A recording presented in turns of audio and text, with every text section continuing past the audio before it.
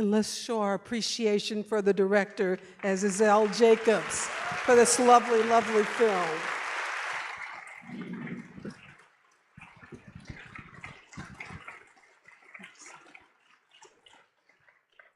I think you should sit in the center, and we'll have Michael Barker and Nate Cohen joining you.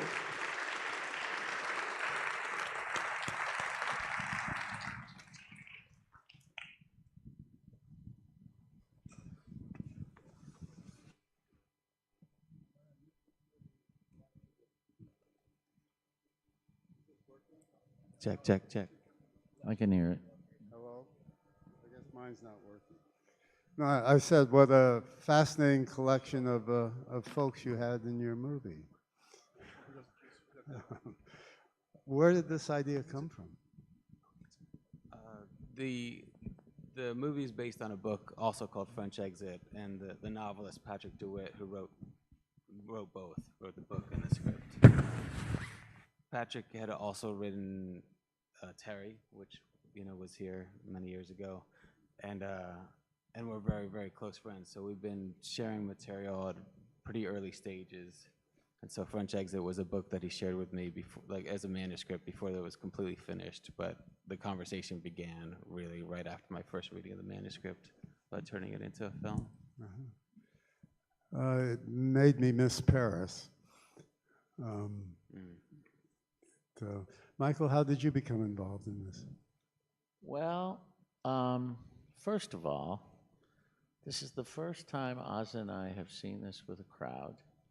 It was he finished shooting it right before the pandemic started, and it's a very emotional thing to see it the way it should be seen.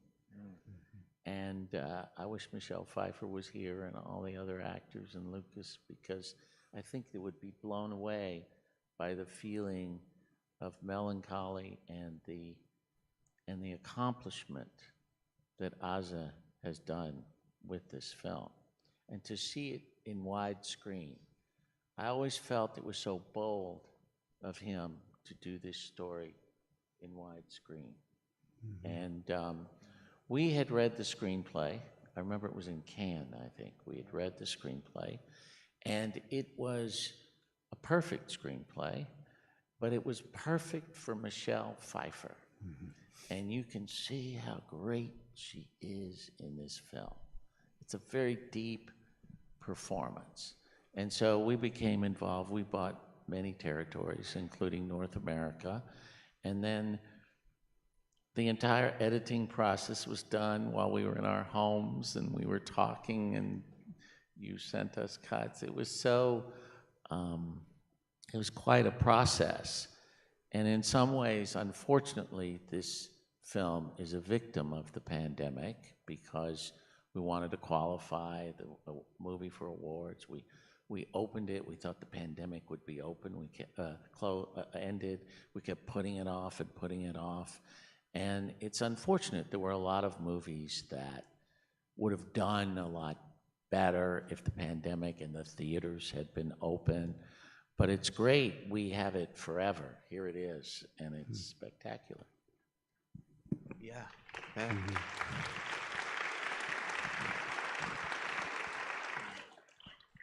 Yeah, it's just to second that, just a real treat to sit back there and watch the film and feel it. Like I didn't get a chance to feel what this film is and what it means, and I didn't realize before the pandemic how much I got that from sitting next to people and just feeling the film through them.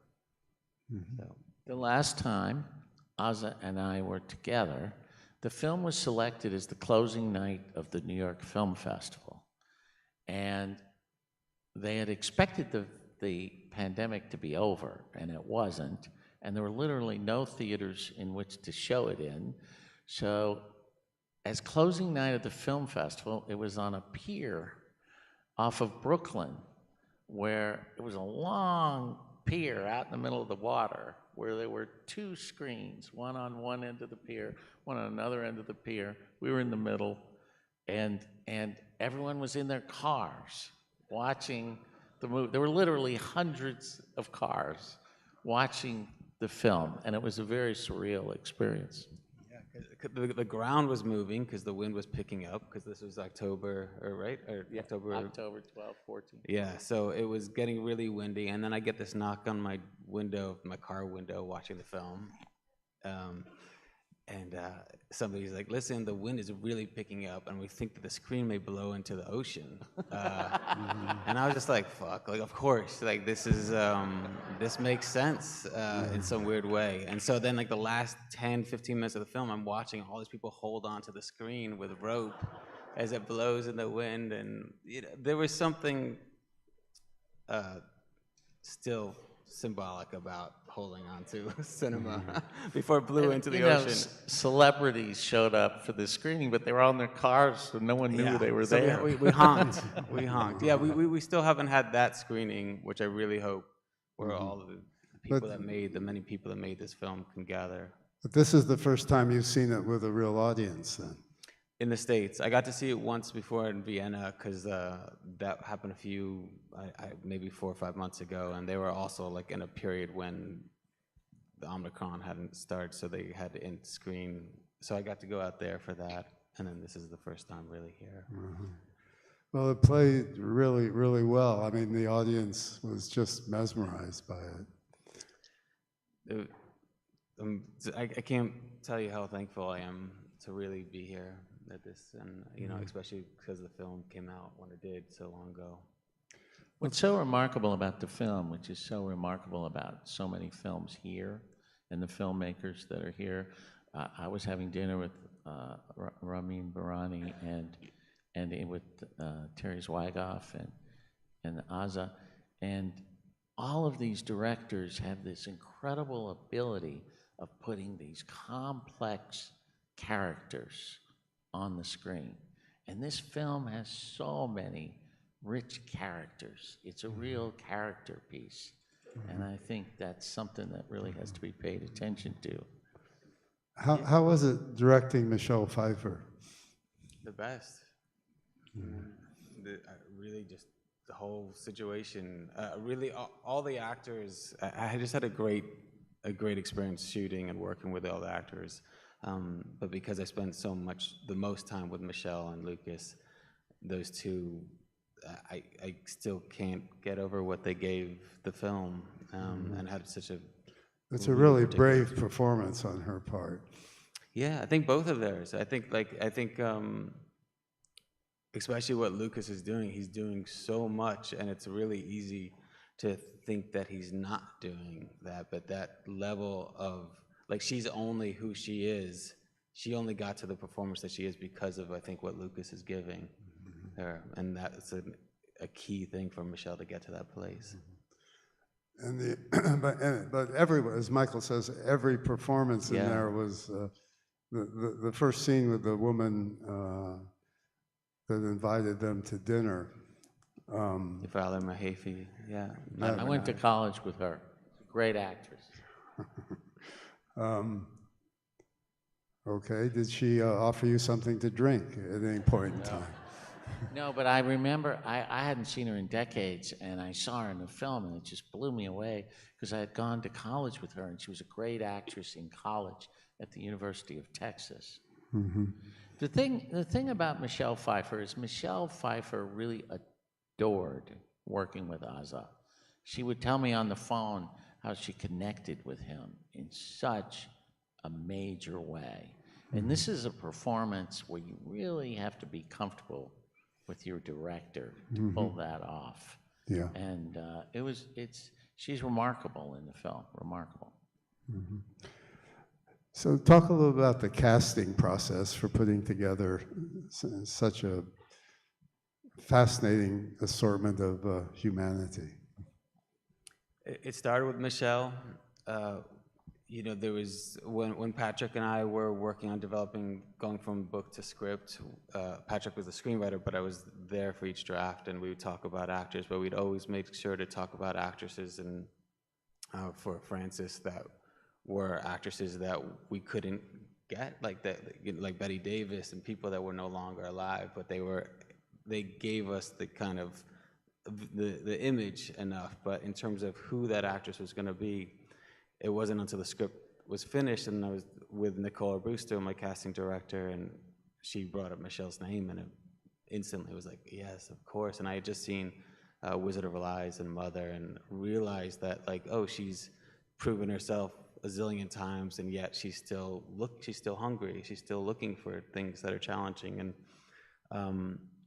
and luckily I was able to get the script to her, and she responded enough that she wanted to meet. And really, from that first moment of walking in and meeting her, it was like, it was very clear that's the Frances that I would do anything to have. And from that point on, we started meeting, I think, every couple of weeks, and she was so meticulous in terms of her questions and just her thinking, and this is before she's deciding to do the film, that it really made me step up my game in a way that I never had. She was so precise. She had already gone through, by the time our first meeting, she had already gone through the book and gone through the script and talked and asked me what changes were made and why things were, and they were just brilliant questions. And getting an idea of that type of work and approach and work ethic was so appealing to me. And so I would go back and then try to go through every question that I could think she would ask me. And we started meeting, and I think the connection started then, and then she asked to meet Patrick, and then Patrick came, and then bit by bit, she was like, okay, let's do this. And so then I had just seen Lucas in a play. I can't remember the play. Oh, Waverly Gallery, and he was just brilliant in it. And I was already a fan, but it was strange that when we started talking about Malcolm, in the book, he's an older character. He's like in his mid-30s. And I was going through some of the actors there, but when I kept thinking about Lucas, if there's anybody that could completely remake who Malcolm is and still get some of the essence that was, I guess, in Patrick's mind, that type of maturity and what that also afforded having Malcolm younger was something that got really enticing to me. And so then I was able to meet Lucas, and we really also instantly connected. And then there was just conversations that would go on as I was developing. Patrick and I kept on working on the script according to both our conversations with Michelle and with Lucas. And then once we had that kind of nexus together, we were able to go through all these and really build it like a family. Talk about the rehearsal process. I think that was the rehearsal process because that happened so early on. We started shooting in December, and I think that Michelle and I started meeting at least 9-10 months earlier. And so just going through and conversations, and they both rehearsed very, very differently. Michelle had very pointed questions, very precise, that she wanted answers, not so much answers for her to use, but she wanted to know that I knew and that I had thought about these things. And with Lucas, it was much more just watching movies and having conversations really about the films that inspired this. And so we sat there and we watched Playtime together, and we watched King of Comedy together. We watched La La Land together. We watched Kaurismäki films together, and we would just have these and walk through the city talking about these movies that were very, very important to me and a big inspiration in terms of kind of getting the courage to try to do this film. Mm-hmm. Because, I mean, this is an award-winning performance. It's just, talk a little bit about the process of getting this into the, I mean, you missed out on the awards thing because of the pandemic, is what you said earlier, but. Well, we screened it for a lot of people. The problem is, when the pandemic happens, you can't have screenings, really. So you have to send links to everyone and get the links for the Academy members and all of that. I mean, we promoted the film. And she did get nominated for the Golden Globe Award for Best Actress. And it was just a tough time to put a movie out there. You know, it was because Michael and Sony Classics came on so early. it was always in my head as this is a Sony Pictures Classics film. I pictured this the whole time working. Yeah. So there was never this picture of like, oh, this is a Netflix film, this is gonna be streaming, this is for this screen. And obviously that's a part of distribution, that's a part of, but this was the thing that I was always thinking of. And I don't know, and then again, like everything that was going on, I think our New York premiere, it was when, like, I think that was the week that Trump got COVID. And it's like, you can't blame people for thinking of other things. And then I think when we premiered, when the film came out, right, they had stormed the Capitol. Like, you can't, you can't be like, wait, my movie, this is so important. There's no question. Yeah. But it's a film, it's gonna have a long life because it made an impression, we got it reviewed, it had attention, and it will have a very long life. It just would have started out in a much bigger way, is all. That really has been the nicest thing because of just, I'm starting to get these messages and emails of people that are really connected, and it's fine. I feel that way. I know that the film is finding its way, and it's a very particular film, so it's gonna be for, just like the films that I love, they're either gonna be for you or they're not gonna be for you, so it's finding its way to those people, and I believe it will continue. The book was very popular, I think, because I had heard all about the book when I read the screenplay. Yeah, Patrick's, he also wrote The Sisters Brothers, which got turned into a film, and like you said, he wrote Terry, so he has a very big and strong, passionate audience as well. Talk about directing the cat. That is a very good question. 2 cats.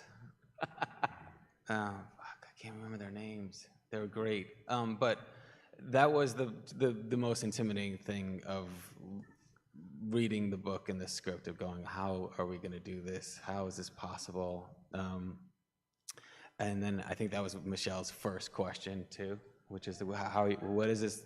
How's this cat? Like she's the idea of a cat wrangler sounded completely impossible. You went through many voice possibilities. Yeah. No, Tracy was the only person that I had heard. Like, if anybody, when I was reading the book, I heard Tracy Letts' voice. So that was. But from how the very we hear the beginning. sound, the texture that's of the true. sound, and all that. And remember, there was one that had echo to it, which.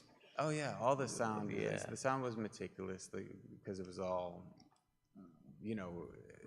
Everything was very kind of labored and thought through. But in terms of the cats, like we wound up with this incredible cat wrangler, and not only do they exist, but she sent me this video before we got out to start shooting, and she showed me how the cat could go here and go there, and it seemed impossible. And then when we started shooting, the cat became very, very comfortable with us at a certain point. Like I think the first day was a little bit rocky, and then the cat became comfortable, and suddenly we were moving big equipment around. The cat would just become part of the crew and the cast. Can you describe to us what a cat wrangler looks like and how they behave? She's a person that's found their passion. I mean, I love cats. I've got a cat. I've always had cats, and they're impossible to control. She had a deep connection, and in the end, I think Michelle did too. I think the cat wound up becoming really comfortable with Michelle, really with all of us. So I think I just wish I could remember their names, but that's the problem with having shot almost 2 years ago. And where are the cats today? They are in Montreal. So some of this was shot in Montreal and some in Paris. Nothing in New York? No. The financing came together through, Patrick's Canadian, and so the financing came through Canada, Ireland, and the States. I thought it was interesting that the Paris that you shot is not the Paris that we're familiar with seeing on film. It was a less Parisian Paris. It was more ordinary. And the canal, I thought, was an interesting choice. Yeah, no, that's true for sure. I mean, but that Paris that you're talking about, I've seen many times in films. But the Paris that I felt that these weren't tourists, and the way that they were going to be seeing the city was going to be very different than the people that were going to go really to the Eiffel Tower. Mhm. I thought the arm wrestling stuff was quite interesting, given the film we're going to show tomorrow, called Golden Arm, which is about women arm wrestlers. To be honest, seeing 39 Steps and then Gilbert Gottfried film and then this, I felt I wanted to see a connection between those two films and this, in terms of like the playfulness and the precision that Hitchcock did in his films, and then the kind of defiance and fearlessness of Gilbert Gottfried. Those are all elements that are all things that I aim for, especially in this film. So it was a nice. There's a lot of precision in this film. You know, the scene in the cafe with Imogene Poots, the girlfriend, and Lucas, it's fantastic. It is so precise, the way it's shot, the way it's acted. It's really beautiful. That was the challenge for this one. That's very different than previous films. It's not that I'm not going for precision, but there was a certain type of dance that especially because the house was going to be filled up with people, there was this playfulness, and there's a theatrical side of the story that I really wanted to embrace and see, what the contrast would be with making it very grounded, because in the end, it's a story of... It had to be difficult to shoot all those people in one room, that long scene. Yeah, but, these were incredible actors, and it turned out to be an incredible crew, and people started working in tandem. There really was a rhythm that started developing very much in the way that hopefully the film is. Yeah, I mean, it's not easy to direct that many people in one scene. And also to have them all sleeping in the same space. It's just... Yeah, that was just one of those things that's like either you're going to go with it or you're not. And if you go for it, then it's your type of film. Yeah. Well, I mean, it has its style, and it establishes that from the very, very beginning, and it's all through her performance, I think. Yeah. Well, let's see if we have some questions from the audience. Oh, wow, we got a lot of hands waving. You're going to have some comments. Cat lovers, all of them, I see. Are the mic wranglers? Go ahead.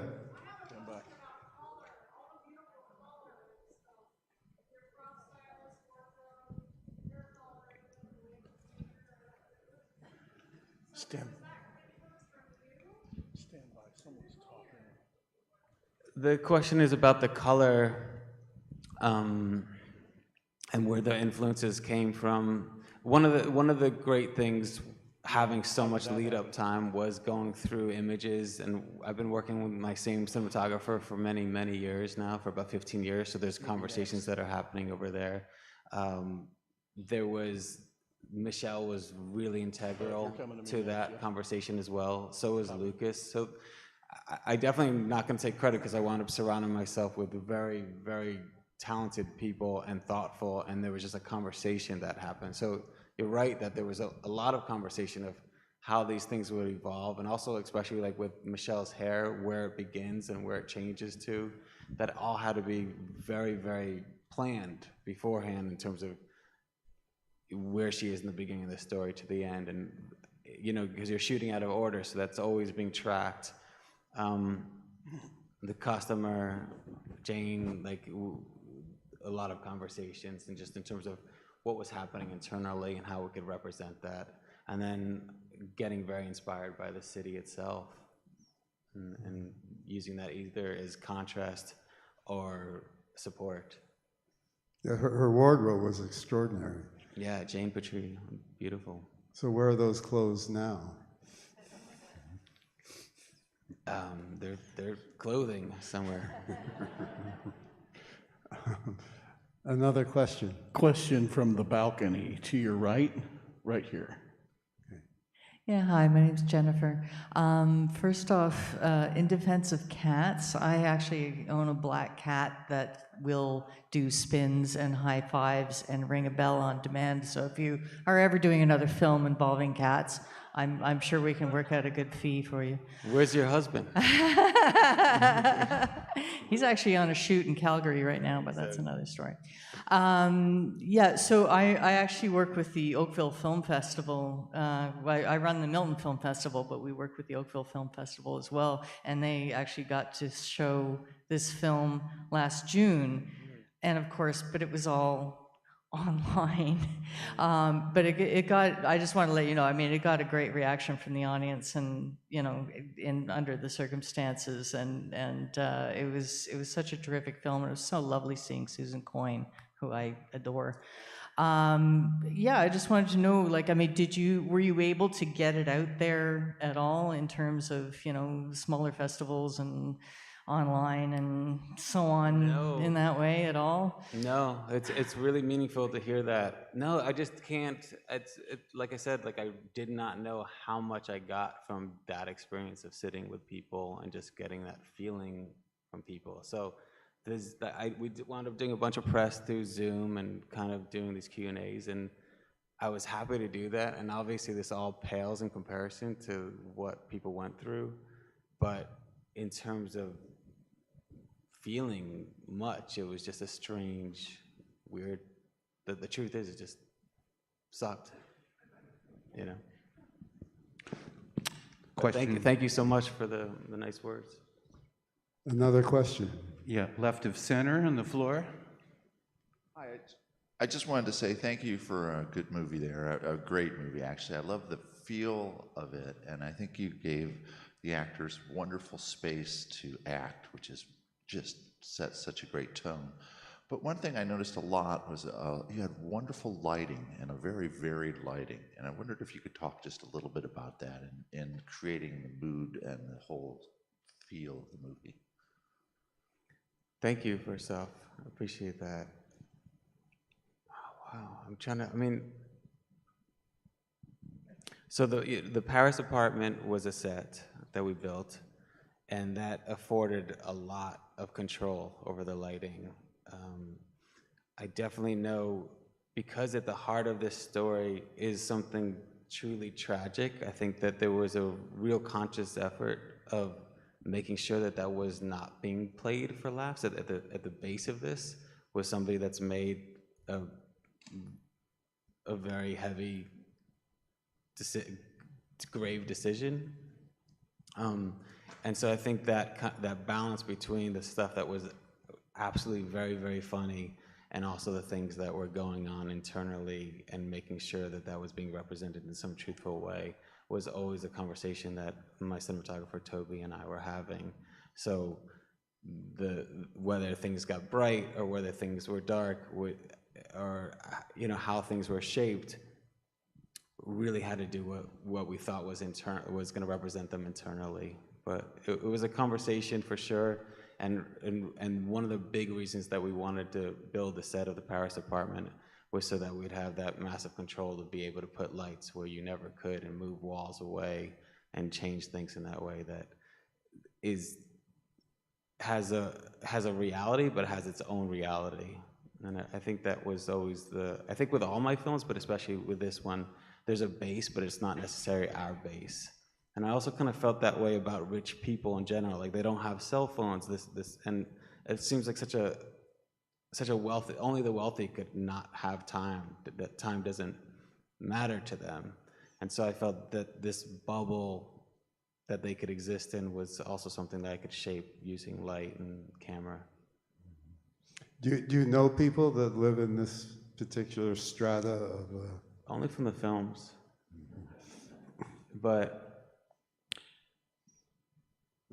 you know, the thing is that I really fell for Frances, and though it's, I think, really easy, there's so many things that judge against her for her, especially for the decision, and we could think about what she's chosen to do with this money instead of leaving it to Malcolm, or all these things that I think we could disagree with. in the end of the day, like I feel her deeply, and this is all a big credit to Michelle. And so I can't say I know them, but I feel like I know her. Well, the film has a very European sensibility to it. It's, and I think that's a good thing. I mean, we need more films like this made in this country, and I think it's a tribute to Michael that you support films like this.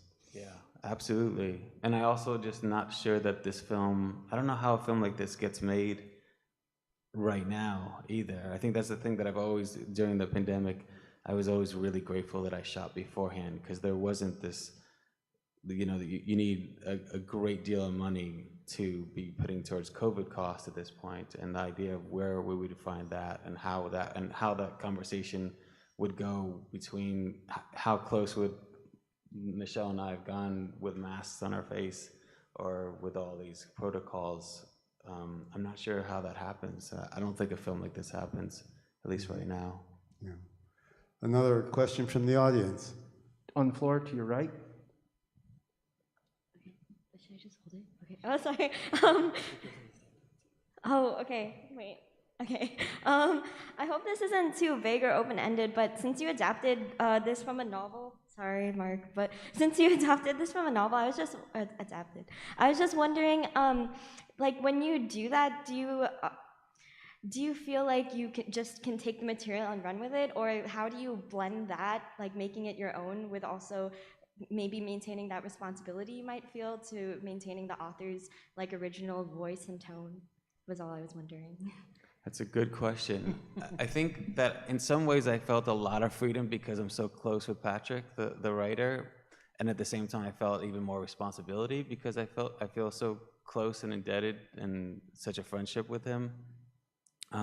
So I think that there was a push and pull, and there was places where, we'd get into conversations of what cinematically may make more sense than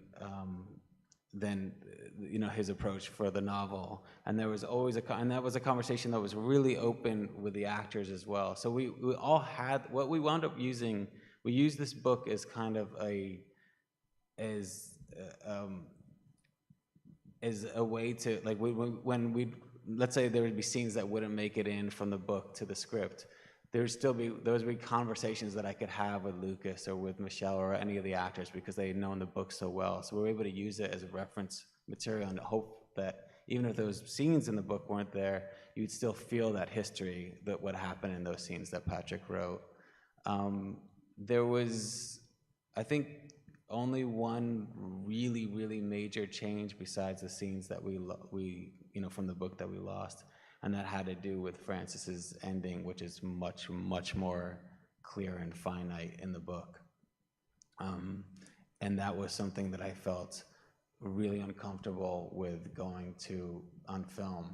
It wasn't something that I felt that I could represent with any kind of truthfulness or honesty, and he understood that, but that meant that we really kind of shifted things in a way that was, to me, cinematically honest and something that I felt comfortable doing, and hopefully kind of represented something similar, but also made the separation between the book and the film very different, so that they could be companion pieces, but that there was a reason for both to exist.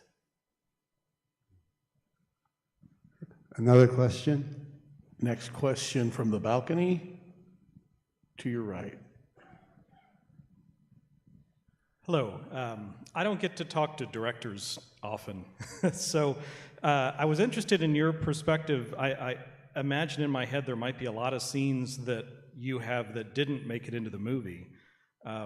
So is there a way you can talk about the decisions you make and what's in and what's out? And what I'm thinking of is I thought for me it was an affecting scene, the one with the brave man in the park. But then I think that, I don't know, is that scene, was that close to being in or out, or where does that fall in the calculus? Because I loved it, but I don't know how integral those things are. Well, it's hard for me to remember what was out. In terms of shooting wise, like we shot pretty quickly. We shot over 27 days. So by that point that we were shooting, we really had a pretty clear idea of what scenes got shorter. There was like lines or things like that went out, but I don't think there was really very many scenes that just didn't make it. Certain things got moved around in the edit. And then in terms of like the park scene, like there was nothing there that kind of just casually happened. I think when I was saying like the differences between my earlier work and this work is that I always opened up space for that, what you're talking about, to kind of go off ramp and see what else is there. And in this case, because of loving the material so much and also feeling like it needed to be very, very much on the line for us to get to the place that it does, all that stuff there was lots of conversations beforehand. It doesn't mean that you're still not looking for the accidents that happen within that scene, but it's usually between lines. It's the way that, like reading these lines that Francis says is one thing on the book, but then Michelle figuring out the rhythm and how those lines could be said was a whole other thing. And her just working through that was this kind of incredible process to witness. It was just a master class for her just to figure out how to take the material that she has and weave it in a way that felt human in the way that she does. And that was always, I think, my challenge with the scenes that we had as well. But also in the editing process, you made choices of certain things to keep, certain things not to keep, and also switching things around. In I remember you had certain things in different parts of the movie, especially your decisions about the beginning and the end. Yeah, I had one screening for friends and family, like a very, very small screening that turned out to be about 5 days. So it was a very early rough cut, but it was about 5 days before everything shut down. And that screening turned out to be incredibly important to me because it was sitting down there, sitting with friends, and it's not so much hearing their response was important, but feeling, this is not working, this is dragging over here, I lost them over here. That one screening that I had so early on was something that I kept going to while I was in the edit, because it was all getting cut remotely, even though my editor was 10 blocks away. We were just meeting, on the computer. And same thing with the sound. Like none of us could get in the room, so the sound was being done in Ireland, and I was in Los Angeles, and so there was just this kind of one human experience of sitting next to people and feeling the film out that really dictated a lot of the changes that would happen in the edit. Have you seen the film with Michelle Pfeiffer, and how did she react to it? No, none of us. I haven't seen it with. No, it wasn't possible. She loves it, though. I can tell. Yeah. No, I've gotten we've stayed very close, and the response, all the actors, hearing from them, really meant the world. I mean, if there's anything that makes me the most, anxious and nervous before showing, is it to the actors that have given me everything that I could have dreamt. Mm-hmm. No, she obviously had a lot of trust and a lot of faith in you as a director, because she went to some really deep places here. Yeah. Do we have another question from the audience? Do you have time Yes. for a couple more? Back on the floor to your left. Hi, I want to bring it back to the cat. I'm just curious, when cats are like flapping their tail, normally it means they're annoyed. And there were a few times where the cat was laying down and sort of flapping its tail. So I was wondering if you were trying to convey something through that action, or if cats are bad actors. Did you have a wire to the tail? Well, no, but good call, because a bunch of that was done digitally. Oh. For your reason. Yeah, it's good. You reminded me of things that we did. So let's say she, very early on, she finds out she's run out of all the money, and the lawyer's talking to her, and she looks over, and we don't know what this relationship with the cat is, but finding that cat tail flip and then figuring out how to make that happen on the shot that I needed it to, so that there was some sense of the cat's judging her, is disappointed in her, something that feels wrong about the shot was important. I felt that. It felt like the cat was really frustrated with the Yeah, I mean, inability to communicate. but I mean, anybody, including, you know, that has cats, including myself, it's like, it's very easy to see them judging you. Yeah, And, yes. and find the soul in them. So that wasn't the big jump. Like the whole seance thing is not a fantasy for me. And in fact, treating that as grounded as possible was the fun part of it, because like that seems very possible. Thank you. Sure thing. On the floor to your right. Sorry, just testing the mic. I do have a question, but first of all, I'd like to say hi, I'm Mark. I did the trailer that came before the movie. I'd love to do trailers for your future projects. Good job. Great job. Awesome. But my question was, like, as somebody who is very interested in like the career of a director, or like what that looks like, I'm very curious as to, in your experience, what would you define as the moment that ended the phase of your career that was very like just starting out, $0 budget, and marked the end of that, and then into the beginning of like the phase where working with Michelle Pfeiffer was at all a possibility? Very good. I'd say it happened when I stopped thinking about the things that I needed to make a film and started seeing the things that I had. And whether that meant an apartment of, like, I wound up shooting a film in the apartment that the home I was raised with, and seeing there was, without having money, that there was a bunch of things that were amassed already, instead of me going, which I very much did in my first full-length film, was just reaching beyond what I had.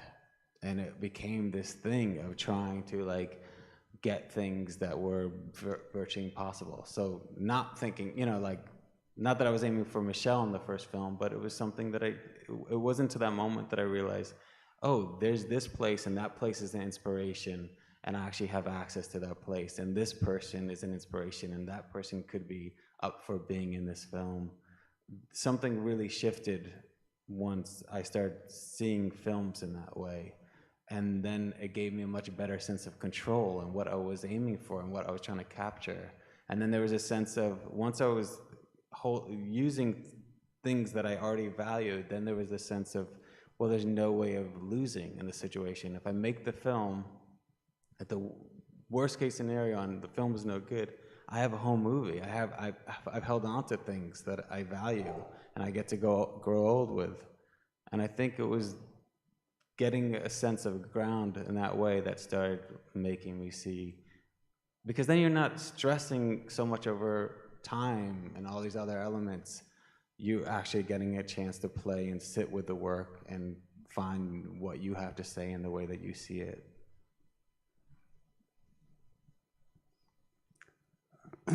Okay, and I see a hand right behind you.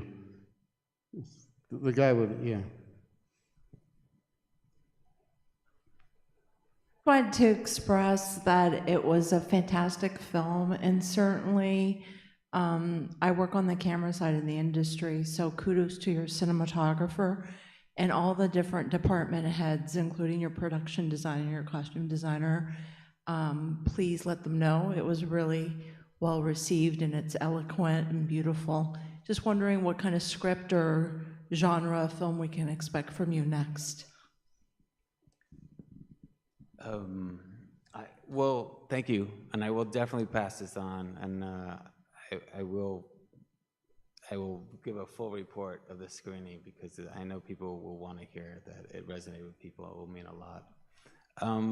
I think the way that I've always worked is I try to go in opposite directions after each film. It doesn't mean that in the end that they are the opposite direction, but it means like the filmmakers that I've loved and the kind of films that I'm hoping to do go in very different worlds.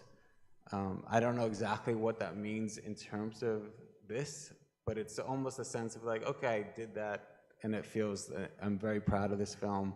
Now where can I go that frightens me and is something that I feel like I really don't know, and hopefully will take me to places that I completely unexpected in the way that this film was originally for me. So I can't tell you what the next thing is, other than I imagine, at least to me, it'll be something very, very different. We have time for one more question. In the balcony to your right. Thank you. Love the movie. Thank you for making it and sharing it with us. I wanted to ask about something you alluded to a little while ago. Like, for the first, at least, I think, half of the movie, I'm watching this beautiful, character-driven, hyper-realistic film, and then there's this seance with this cat, and they start talking to it, and there's this sort of magical realism element that's introduced. And as the director and as someone who's collaborating with the screenwriter, I'm wondering how you thought about when and how and why to introduce that element. Well, it kind of feeds off of the previous question that was what got me really excited. It was like that contrast what made me so excited to do this film, because I didn't know how these things will come together, if they will come together. But that was the thing that I felt like, the conflict that I hadn't seen, at least in the way that I would hope to bring it to screen. I do think that if you saw the film again, you'd see these kind of moments throughout from the very beginning that aren't completely right. Like we talked about the cat, but that kind of is threading in its own way. So it's still a surprise, but the language has been slowly getting built up that whole time. I think of the film as feeling like it's going this way and then going that way and that way, and then you start realizing that it's been very intentionally going this way because it's heading in this one spot that it has to hit. But I think that was a conversation all through the beginning, which was like, how do we make this a real surprise and at the same time hold on to the people that are going to be up for it? Again, like just loving the films that either you're with, or they're either for you or they're not. I knew that was a place that very much could lose a bunch of people, but the people that it would hold on to were the right people for this film. Thank you. Well, listen, thank you so much. What a tremendous delight this film Thank you was. so much. This has been a real treat. And thank you, Michael, for spending the day with us. It's been fantastic. So, thank you. And we'll see you all tomorrow morning, bright and early.